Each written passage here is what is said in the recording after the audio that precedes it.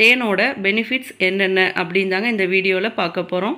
தேன் அப்படின்னு நம்ம எடுத்துக்கிட்டோம்னா கார்போஹைட்ரேட், குளுக்கோஸ், ஃப்ரக்டோஸ், அமினோ அமிலங்கள், vitamin B2, vitamin B3, vitamin B6, calcium, இரும்புச்சத்து, மெக்னீசியம், இப்படி பல சத்துக்கள் இருக்குங்க. இதில் கார்போஹைட்ரேட் தாங்க 80% இருக்குங்க. இது நிறைய மருத்துவ பலன்கள் நமக்கு தருதுங்க. ஃபஸ்ட்டு நம்ம எடுத்துக்கிட்டோம்னா சிறியவங்கள்லேருந்து பெரியவங்க வரைக்கும் நோய் எதிர்ப்பு சக்தியை அதிகரிக்குதுங்க.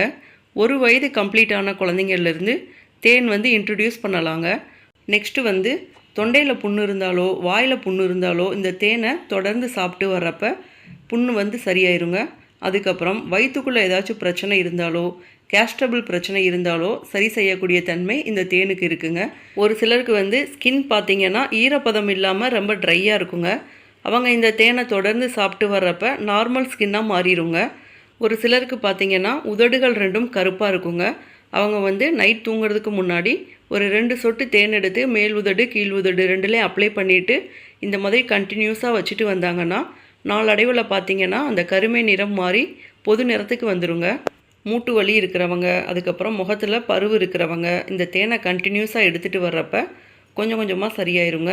ரொம்ப ஒல்லியாக இருக்கவங்க நைட் தூங்குறதுக்கு முன்னாடி 1 டம்ளர் பாலில் தேன் கலந்து சாப்பிட்டாங்கன்னா அவங்களுக்கு வெயிட் இன்க்ரீஸ் ஆகுங்க.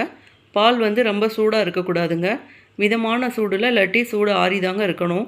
தேன் எப்பயுமே சூடான பொருளில் நம்ம யூஸ் பண்ணக்கூடாதுங்க. அதே மாதிரி தேன், நெய் இந்த 2ஐயும் கலந்து சாப்பிடக்கூடாதுங்க. இஞ்சி சாறு எடுத்து அதில் தேன் கலந்து சாப்பிட்டோம்னா நமக்கு தலை சுற்றல், பித்தம் இதெல்லாம் இருந்துச்சுன்னா சரியாயிருங்க. அதுக்கப்புறம் தேங்காய் பால் எடுத்து அதில் தேன் கலந்து சாப்பிட்டோம்னா குடல் புண், வாய்ப்புண் இதெல்லாமே சரியாயிருங்க. ஆரஞ்சு பழ ஜூஸ் எடுத்து அதில் தேன் கலந்து சாப்பிட்டோம்னா நல்ல தூக்கம் வருங்க. லெமன் ஜூஸ் எடுத்து அதில் தேன் கலந்து சாப்பிட்டோம்னா வறட்டு இருமல் கூட குறையுங்க. மாதுளம்பழம் எடுத்து அதில் ஜூஸ் எடுத்து தேன் கலந்து சாப்பிட்றப்ப புதிய ரத்தம் உருவாகுங்க. சளி, இருமல் இதெல்லாம் இருக்கிறப்ப முக்கியமாக குழந்தைங்க பார்த்திங்கன்னா நைட் தூங்குறப்ப தாங்க ரொம்ப இருமுவாங்க. அந்த மாதிரி இருமல் நேரத்தில் கொஞ்சமாக தேன் எடுத்து அதில் கொஞ்சமாக மிளகுத்தூள் மிக்ஸ் பண்ணி வாயில் வச்சு விட்டோம்னா இருமல் கண்ட்ரோல் ஆகுங்க. பெரியவங்களும் சளி, இருமல் இருக்கிறப்ப தேன் சாப்பிடலாங்க. தொண்டை கட்டு, தொண்டை வலி இதெல்லாம் இருக்கிறவங்க தேனை எடுத்து அப்படியே தொண்டையில் படுற மாதிரி கொஞ்சமாக அப்படியே சப்பி சப்பி முழுங்கணுங்க. அந்த மாதிரி செய்கிறப்ப தொண்டை கட்டு, தொண்டை வலியெல்லாம் சரியாயிருங்க. நம்ம உடம்புல கொலஸ்ட்ராலோட லெவல் குறையிறதுக்கும் அதுக்கப்புறம் டைஜஷனை இன்க்ரீஸ் பண்ணுறதுக்கும் ரொம்ப ஹெல்ப்பாக இருக்குங்க. புற்றுநோய் வரவிடாமல் தடுக்குதுங்க. தேன் ரெகுலராக எடுத்துகிட்டு வர்றப்ப நமக்கு டயர்ட்னஸே இருக்காதுங்க. நல்லா பிரிஸ்காக இருக்குங்க. இந்த தகவல் உங்களுக்கு ரொம்ப பயனுள்ளதாக இருக்கும்னு நினைக்கிறேன்.